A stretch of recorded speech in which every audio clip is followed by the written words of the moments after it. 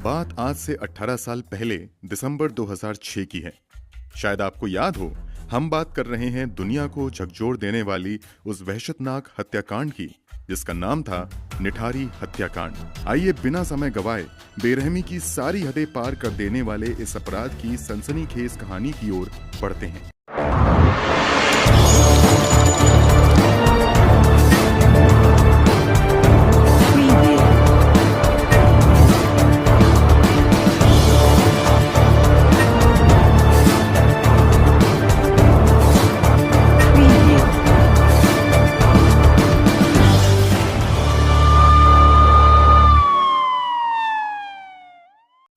कहानी है 2005 की और कहानी के दो मुख्य किरदार हैं। एक मुनिंदर सिंह पंडेर, दूसरा उनका खानसामा सुरेंद्र कोली।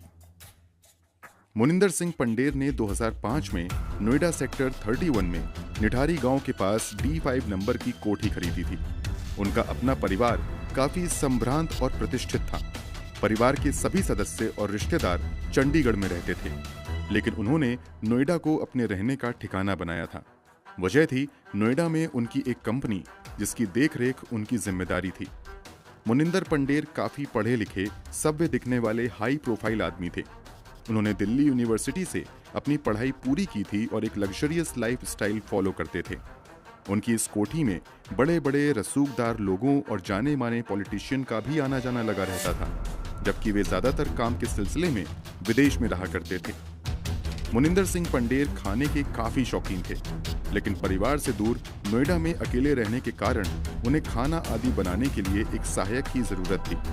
दूसरी तरफ सुरेंद्र कोली उत्तराखंड के अल्मोड़ा का रहने वाला था और साल 2000 में ये मासूम सा दिखने वाला आदमी उत्तराखंड से दिल्ली आ गया। यहाँ वह एक ब्रिगेडियर के घर पर खाना बनाया करता था, जहाँ से उसका संपर्क मुनिंदर सिंह पंडेर से हुआ और ब्रिगेडियर द्वारा उसकी तारीफ करने के कारण मुनिंदर सिंह पंडेर ने सुरेंद्र कोली को अपने पास बुला लिया।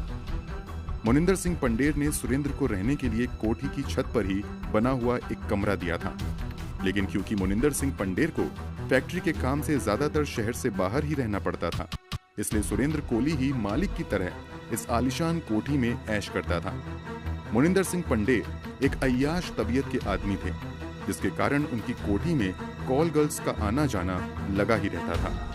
कई बार कॉल गर्ल्स का इंतजाम करने में सुरेंद्र कोली भी मालिक की सहायता करता था। सब कुछ ठीक चल रहा था। अचानक बच्चों के गायब होने की घटनाएं सामने आने लगी। लोगों ने अनुभव किया था कि कोठी के पास स्थित पानी की एक टंकी के पास से ही अक्सर बच्चे गायब हो जाते हैं। कमाल की बात यह थी कि कभी भी कोई हाई प्रोफाइल बच्चे की गुमशुदगी नहीं पाई गई। गुमशुदा सभी बच्चे गरीब परिवारों के थे। उस जगह के विकास का कार्यक्रम जारी था, लेकिन अभी यहाँ रहने वालों की देखरेख के लिए रेजिडेंट एसोसिएशन आदि का निर्माण नहीं हुआ था, जिसके कारण इस मामले को वहाँ के लोग अपने नजरिए से देख रहे थे। गांव के लोगों का मानना था ये किसी भूत प्रेत का काम है। किसी को भी कोठी पर कोई शक नहीं था। माँ बाप बच्चे गायब होने की सूचना पुलिस को देते, पर पुलिस कोई खास कदम नहीं उठाती, क्योंकि पुलिस का मानना था कि माँ बाप अपने बच्चों की उम्र गलत लिखवा रहे थे। गायब होने वाले बच्चों में ज्यादातर लड़कियां ही थीं, इसलिए पुलिस को लगता था कि वह किसी के साथ घर छोड़कर भाग गई होंगी, फिर खुद ही वापस आ जाएंगी, क्योंकि किशोरावस्था में गरीब तबके के लोगों में होने वाली ये आम बात थी। लेकिन लोगों का ध्यान कोठी D5 पर तब गया जब 29 दिसंबर 2006 में एक महिला, जो घरों में चौका बर्तन का काम करती थी, काम की जरूरत होने के कारण काम की बात करने गई। इसने मुनिंदर सिंह पंडेर की कोठी पर पहले भी साफ सफाई का काम किया था, लेकिन प्रेगनेंसी के कारण उसे ये नौकरी छोड़नी पड़ी थी। बच्चा होने के बाद वो फिर से उस कोठी पर काम करना चाहती थी, इसलिए इस लालच में कि काम जरूर मिल जाएगा, वह कोठी में गई। लेकिन उस दिन के बाद से महिला कहीं भी दिखाई नहीं दी। उसका कोई अता पता नहीं चल पाया। उसके जान पहचान और परिवार वालों ने उसे बहुत ढूंढा, पर वो नहीं मिली। तो परिवार वालों ने पुलिस से शिकायत की, लेकिन पुलिस ने रिपोर्ट दर्ज नहीं की थी। उसके घर वालों को शक था वह कोठी से बाहर नहीं आई। लेकिन इस मामले ने नया मोड़ तब लिया जब साथ में 2006 में पायल नाम की लड़की लापता हो गई। ये खबर ऐसी थी जिसने जैसे एक नया पिटारा खोल दिया हो, वो भी ऐसा जो सबकी कल्पना से भी परे था। उसने अपनी गवाही में बताया कि पायल उसके रिक्शे में मनिंदर पंडेर की इस खूनी कोठी में रिक्शे से आई थी। उसने रिक्शे वाले को कोठी के बाहर रुकने को कह वापस आकर पैसे देने की बात कही थी। काफी देर बाद जब वह वापस नहीं लौटी तो रिक्शा वाले ने पैसे लेने के लिए कोठी का गेट खटखटाया। इस पर सुरेंद्र कोली ने बताया कि पायल तो काफी देर पहले जा चुकी है, जबकि रिक्शे वाला कोठी के सामने ही था। उसने पायल को निकलते हुए नहीं देखा। उसे शक हुआ। उसने ये बात तुरंत पायल के घर वालों तक पहुंचा दी। पायल के पिता नंदलाल ने आनन फानन में एफआईआर लिखवाई और साफ कहा कि उनकी बेटी कोठी से गायब हुई है। पायल के पिता पुलिस पर दबाव बनाने लगे। पुलिस ने गौर किया कि इस घटना के पहले ही निठारी से लगभग 1 दर्जन से ज्यादा बच्चों के गायब होने की रिपोर्ट दर्ज हुई थी। पुलिस को मामले की गंभीरता नजर आई और कुछ बड़ा घपला होने के अंदेशे से पुलिस आनन फानन में एक्शन में आ गई। पुलिस ने कोठी D5 पर छापामारी की और जब वे कोठी के अंदर दाखिल हुए तो उन्हें वहां काफी शराब की बोतलें और आपत्तिजनक तस्वीरें फैली हुई मिली। पुलिस को जांच में कोठी के अंदर से पायल का फोन और पायल के कपड़े बरामद हुए। पुलिस ने उस नंबर के कॉल की डिटेल निकलवाई तो पुलिस को मुंबई से लेकर और भी तमाम जगहों के नंबर मिले। उन नंबरों की जांच की गई तो मुनिंदर सिंह पंडेर और कॉल गर्ल्स के संपर्क से जुड़े काफी सुराग बाहर आ गए, लेकिन जांच में इसके सिवा कोई ऐसी खास चीज नजर नहीं आ रही थी कि उन्हें गिरफ्तार कर लिया जाए। लेकिन अपराध अपना पता खुद देता है। पुलिस के साथ ही लोकल लोग भी अंदर आ गए थे। कुछ लोगों ने नोटिस किया कि कोठी के बैक साइड में एक बड़ी ग्रिल लगी हुई थी, जिसके पीछे एक गंदा नाला बहता था। लोगों ने देखा कोठी के ठीक पीछे वाली जगह पर नाले में काफी मात्रा में पॉलिथीन की बोरियां पड़ी थी। तुरंत पुलिस को सूचना दी गई। वहां पर तफ्तीश करने से पुलिस का शक बढ़ गया तो उन्होंने तुरंत नगरपालिका से सफाई कर्मचारियों को बुला उन बोरियों को निकलवाना शुरू किया। और जब उन बोरियों को खोलकर जांच कराई गई तो जांच के बाद पुलिसकर्मियों के भी पसीने छूट गए, क्योंकि बोरियों में बच्चों के नर कंकाल भरे हुए थे। कुछ बोरियों में बच्चों की खोपड़ियां थीं, कुछ में हड्डियां और बहुत से स्कूल बैग भी बरामद हुए थे। कोठी के पीछे नाले में ये बोरियां दूर तक फैली पड़ी थीं और उनमें से हड्डियों के निकलने का सिलसिला खत्म ही नहीं हो रहा था। मामले की गंभीरता को देखते हुए पुलिस ने इसकी जांच सीबीआई को सौंप दी और इस जांच में एक मासूम से दिखने वाले ऐसे आदमखोर नरपिशाच का राज सामने आया जिसने 1-2 नहीं बल्कि 17 मासूम बच्चों को अपना शिकार बनाकर दरिंदगी की सारी सीमाएं तोड़ दी थीं। जांच में डीएनए सैंपलिंग की गई थी, जिसका मिलन उन पीड़ित परिवार के लोगों से करवाया गया जिन्होंने बच्चे गायब होने की कंप्लेन करी थी, और सारे केसेस सामने आ गए। 8 फरवरी 2007 को सीबीआई की स्पेशल कोर्ट ने मुनिंदर सिंह पंडेर और सुरेंद्र कोली को 14 दिनों के लिए सीबीआई की कस्टडी में भेज दिया और 28 फरवरी और 1 मार्च 2007 को इस दरिंदे अपराधी सुरेंद्र कोली ने दिल्ली में अपना इकबाले बयान दर्ज करवाया, जिसमें उसने कबूल किया कि वह गांव के भोले भोले मासूम बच्चों को बुलाकर पहले उन्हें गला घोट के मारता, फिर उनके निर्जीव शरीर के साथ दुष्कर्म करता, उसके बाद लाश के टुकड़े टुकड़े कर देता। इतना ही नहीं, कई बार वह उन मासूमों की लाश के चुनिंदा टुकड़े पकाकर खाया भी करता और बाकी कोठी के पीछे नाले में बहा देता था। उसने ये भी कबूल किया कि उसकी इस दरिंदगी की जानकारी उसके मालिक मुनिंदर सिंह पंडेर को नहीं थी। उसने कबूल किया कि जब उसके मालिक कॉल गर्ल्स के साथ कमरे में रात गुजारते तो वह उन्हें छुप कर देखता था, और अपनी शारीरिक भूख मिटाने जब ये कॉल गर्ल्स के पास जाता तो शारीरिक शक्ति में कमी होने के कारण कॉल गर्ल्स उसका मजाक उड़ाती थीं, जिसके बाद उस पर हैवानियत सवार हो जाती थी। इसलिए उसने खुद को संतुष्ट करने का ये वहशतनाक तरीका ढूंढा। निठारी कांड में सीबीआई ने अपराधियों के खिलाफ 16 मामले दर्ज किए थे, जिसमें गाजियाबाद की सीबीआई कोर्ट ने सुरेंद्र कोली को 14 मामलों में दोषी मानते हुए फांसी की सजा सुनाई थी, जबकि मनिंदर सिंह पंडेर के खिलाफ 6 मामले दर्ज किए और इनमें से 3 मामलों में कोर्ट ने उन्हें फांसी की सजा सुनाई थी। आइए सिलसिलेवार तरीके से जानें इस केस में कब कब क्या क्या हुआ।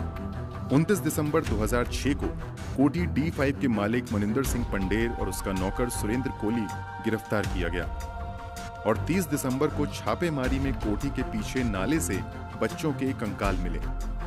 5 जनवरी 2007 को यूपी पुलिस दोनों अपराधियों को नार्को परीक्षण के लिए गांधीनगर लेकर गई, जिसके ठीक बाद 10 जनवरी को सीबीआई ने इस मामले की जांच अपने हाथ में ले ली।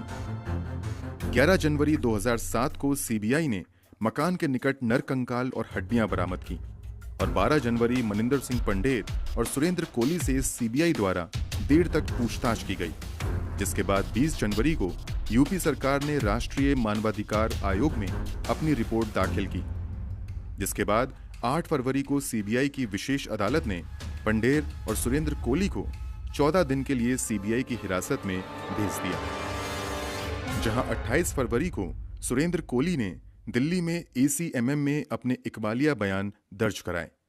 इन बयानों की वीडियोग्राफी भी की गई, जिसके बाद 22 मई 2007 को सीबीआई ने गाजियाबाद की अदालत में इस वहशतनाक मामले का पहला आरोप पत्र दाखिल किया, जिसमें मनिंदर सिंह पंडेर पर हल्के आरोप लगाए गए। सुरेंद्र कोली पर कार अपहरण और हत्या के आरोप लगाए गए, जिसके बाद 13 दिसंबर को गाजियाबाद की विशेष सीबीआई ने मनिंदर सिंह पंडेर के खिलाफ 2 किशोरियों से कार तथा उनकी हत्या के मामले में आरोप तय किए। 12 फरवरी 2009 में विशेष सीबीआई न्यायाधीश ने पंडेर और कोली को कार एवं हत्या का दोषी ठहराया। वहीं 13 फरवरी 2009 को निठारी में सिलसिलेवार 19 हत्याओं में से एक 14 वर्षीय रिम्पा हालदार के साथ और उसकी हत्या के लिए विशेष अदालत ने पंडेर तथा कोली को मौत की सजा सुनाई। 4 मई 2009 कोली को आरती प्रसाद की हत्या का दोषी पाया गया। उसे 12 मई को दूसरी बार मौत की सजा सुनाई गई। 28 सितंबर 2009 को फिर कोली को मजदूर पप्पू लाल की 8 वर्षीय लड़की रचना लाल की हत्या के जुर्म में तीसरी बार मौत की सजा सुनाई गई। साथ ही तारीख 22 दिसंबर 2009 को कोली को चौथी बार मौत की सजा सुनाई गई। 7 सितंबर को सुरेंद्र कोली की मौत की सजा को सुप्रीम कोर्ट ने उम्र कैद में बदल दिया। 24 जुलाई 2014 को सुरेंद्र कोली और मनिंदर सिंह पंडेर को 20 वर्षीय पिंकी सरकार की हत्या और बलात्कार के प्रयास में सीबीआई अदालत ने दोषी ठहराया। इस तरह सभी मामलों में सुनवाई और फैसलों के चलते चलते 18 वर्ष का लंबा समय बीत गया। मासूम बच्चों के अभिभावक दिल पर पत्थर रख धैर्य से इंसाफ का इंतजार कर रहे थे, लेकिन अचानक उनका धैर्य उस पल जवाब दे गया। 16 अक्टूबर 2023 को खबर आई कि इलाहाबाद हाईकोर्ट ने वहशी सुरेंद्र कोली और अय्याश मनिंदर सिंह पंडेर को इतने संगीन इल्जामों से बरी कर दिया है, तो कोई इस पर विश्वास नहीं कर पा रहा था, क्योंकि अदालतों द्वारा सुरेंद्र कोली को 10 से अधिक मामलों में पहले ही फांसी की सजा सुनाई जा चुकी थी। वहीं मनिंदर सिंह पंडेर को भी 3 मामलों में फांसी की सजा मिली थी। फिर भला वह बरी कैसे हो सकते थे? इलाहाबाद हाईकोर्ट के इस फैसले पर नोएडा में इस हत्याकांड के पीड़ित मासूम बच्चों के अभिभावक ने इस फैसले के प्रति अपनी असंतुष्टि दिखाते हुए अदालत से स्पष्ट प्रश्न किया कि अगर इन दोनों अपराधियों ने उनके बच्चों को नहीं मारा तो उनके कातिल कौन है? उनका मानना है कि 17 साल धैर्यपूर्वक इंतजार करने के बाद भी उन्हें न्याय नहीं मिला। हाईकोर्ट ने दोनों अपराधी मनिंदर सिंह पंडेर और सुरेंद्र कोली को सभी मामलों से बरी करते हुए फैसले पर सफाई देते हुए कहा कि सीबीआई ने केस की शुरुआत में मनिंदर सिंह पंडेर और सुरेंद्र कोली दोनों पर इस हत्याकांड का पूरा आरोप लगाया था, लेकिन बाद में इस मामले में सिर्फ सुरेंद्र कोली को ही आरोपी बनाया गया और सारा दोष उस पर मढ़ दिया गया। अदालत के अनुसार केस से संबंधित सभी कंकाल पुलिस को नाले से मिले थे, जो निठारी में बनी कोठी नंबर D5 और D6 दोनों की ही सीमा पर थे। साथ ही इस केस में एक भी कंकाल की बरामदगी मनिंदर सिंह पंडेर के घर से नहीं हुई थी। सभी शवों के धड़ गायब थे और शक जताया गया कि ये मामला अंगों की तस्करी का भी हो सकता है, क्योंकि छोटे बच्चों के अंग प्रत्यारोपण की बेहद मांग रहती है। साथ ही शवों को जिस तरह से काटा गया था उसमें किसी अनुभवी डॉक्टर के शामिल होने की आशंका थी। मनिंदर सिंह पंडेर की कोठी D5 के ठीक पड़ोस D6 में रहने वाले डॉक्टर अमित, जिन्हें मानव तस्करी के अवैध कारोबार के रूप में पकड़ा भी जा चुका था, उनका बयान पुलिस द्वारा कभी लिया ही नहीं गया। साथ ही शवों का पोस्टमार्टम करने वाले डॉक्टर अमित ने भी ये शक जताया था कि एक शव को सड़ने में 3 महीने का समय लगता है और पूरी तरह सड़ने में लगभग 3 साल तक का समय लग जाता है। अगर कुछ बच्चे 1 साल पहले गायब हुए थे तो उनके शवों की हड्डियां क्यों मिल रही थीं?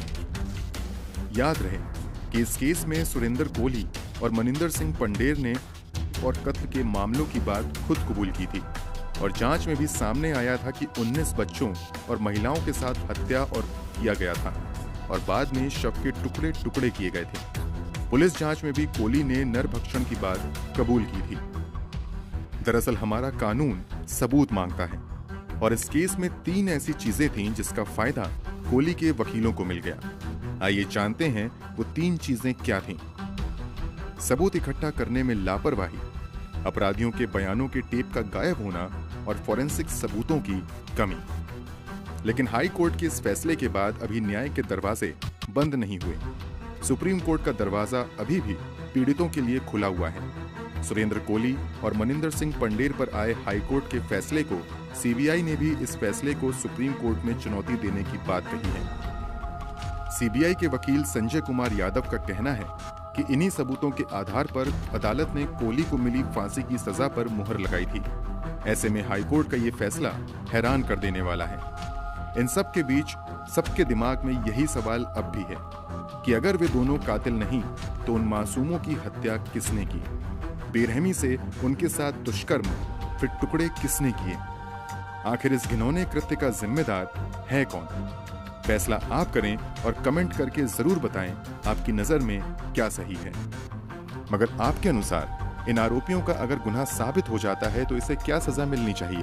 कमेंट बॉक्स में जरूर बताएं। अगर आपने अब तक इस चैनल को सब्सक्राइब नहीं किया है तो जल्दी से चैनल को सब्सक्राइब कर लीजिए। साथ ही बेल आइकन दबाकर नोटिफिकेशन भी जरूर ऑन कर लीजिए। धन्यवाद।